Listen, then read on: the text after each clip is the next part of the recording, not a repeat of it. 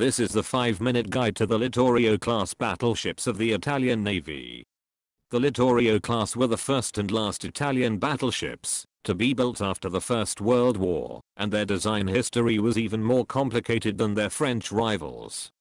After the Washington Naval Treaty of 1922, Italy was given 70,000 tons worth of new capital ship displacement as an allowance to expand and upgrade their fleet. However, this presented a problem. The maximum displacement for an individual battleship was 35,000 tons, which meant only a pair of ships could be built to this standard. This was an issue, because ships need periodic maintenance and training periods, and so 3 ships is generally seen as the minimum you need to have at least one guaranteed in service at any time. So in 1928 the first design put forward was a 23,000-ton ship with 6 15-inch guns in twin turrets, a bit like a smaller version of the British Renown class battle cruiser. This would allow for 3 ships to be built. Armor and available fuel were reduced to keep the ships down to this weight limit, although since the Italians did not expect to operate outside the Mediterranean, this lack of endurance was not so much of an issue. As a follow-up, a larger class displacing 35,000 tons with a similar layout, but 16-inch guns instead of 15-inch weapons and much heavier armor was prepared. Neither of these were ordered though, because Italy and France wanted to save money and had an unwritten understanding that one side would not build new ships if the other one likewise refrained.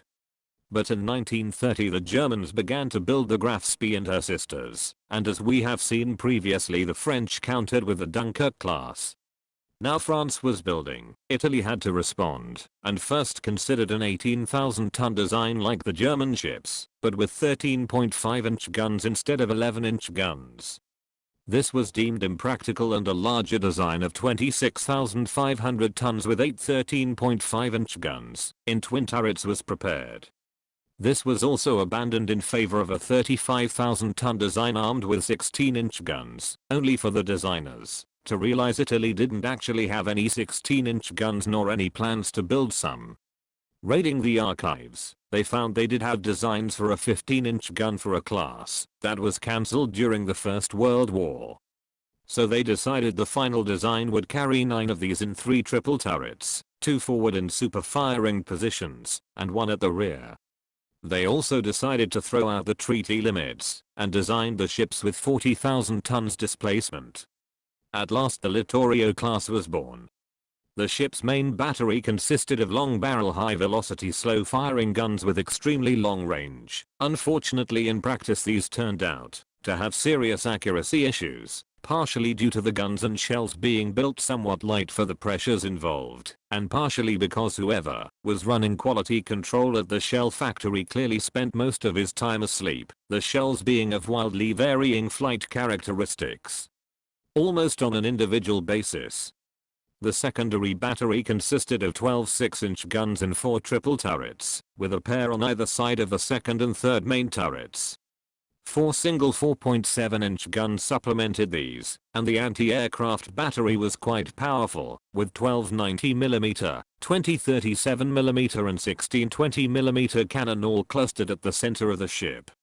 At 30 knots, the ships were fast, even for the time period, and aimed to protect themselves from torpedoes with a unique defense system, named after its designer Umberto Pugliese.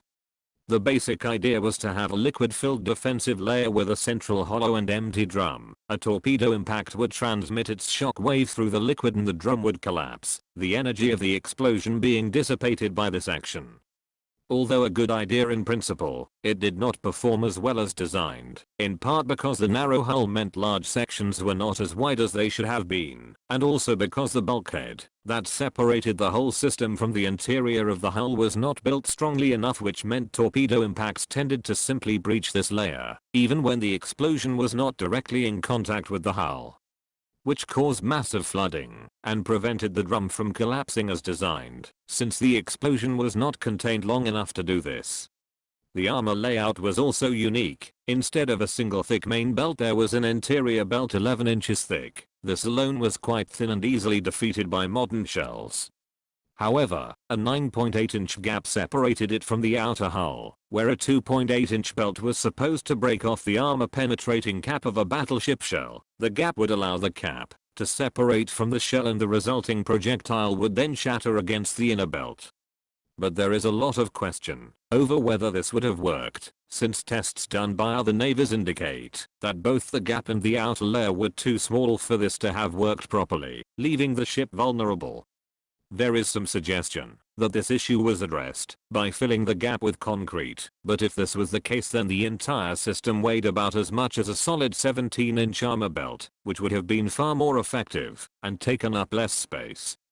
As it turned out, despite the ship's intensive use, they were never hit by heavy naval gunfire, so we will never know for certain.